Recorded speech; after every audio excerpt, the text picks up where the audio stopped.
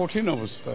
এই এই যে ঘটনাটা ঘটছে এটা খুবই দুঃখজনক এবং আইন শৃঙ্খলা বাহিনীকে তাদেরকে অনেক কঠিন অবস্থানে যেতে হবে, অনেক সজাগ থাকতে হবে।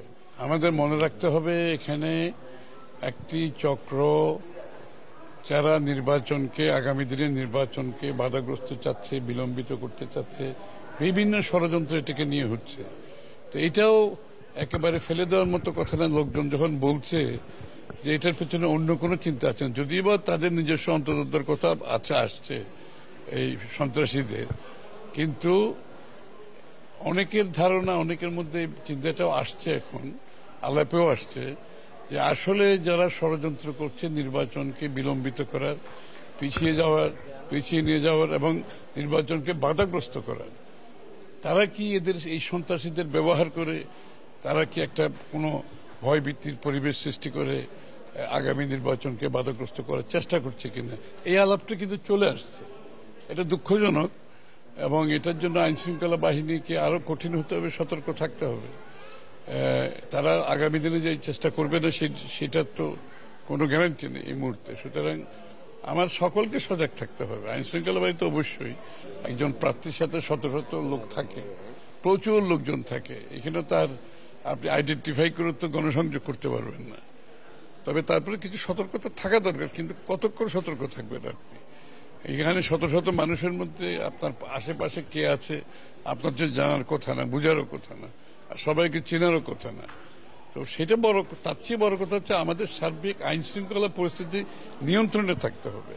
এই যে অস্ত্রশস্ত্র নিয়ে যারা বসেছে, এতদিন ব্যবহার করছে, এখনো বসে আছে, তারা তো এই অস্ত্রগুলোতে ব্যবহার করছে। তাহলে এই অস্ত্রগুলোকে তাদেরকে এই অস্ত্রগুলোতে উদ্ধার করতে হবে, তাই না? তো সেই কাজগুলো তো আমরা এখনো হতে দেখছি না। এটা করতে হবে।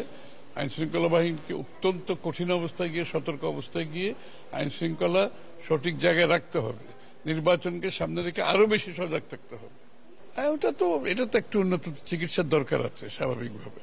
বাংলাদেশের মানুষ এরকম বহু অবস্থা থেকে আমরা উত্তরণ ঘটিয়েছি বিগত দিনে। এর থেকে আরো খারাপ অবস্থা আমরা উত্তরণ ঘটিয়েছি। যারা করছে তারা দিনের শেষে তাদের কোনো স্পেস থাকবে না বাংলাদেশে। কিন্তু কথা হচ্ছে একটা বিশৃঙ্খলা, ভয়ভীতির পরিবেশ সৃষ্টি করতেছে। কিন্তু বাংলাদেশের মানুষ তো সাহসী মানুষ, তারা তাদের ভোটাধিকার প্রয়োগ করতে চায়, তারা তাদের প্রতিনিধি নির্বাচন করতে চায়, তাদের নির্বাচিত সরকার, সংসদ দেখতে চায়, যারা তার কাছে দায়বদ্ধ থাকবে, জবাবদিহি থাকবে।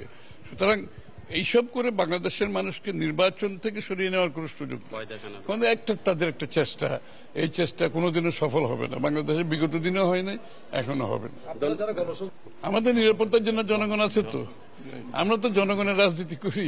বিএনপির রাজনীতি হচ্ছে জনগণের উপর সম্পূর্ণ নির্ভরশীল একটি রাজনীতি। আমরা জনগণের সাথে সম্পৃক্ত একটি দল।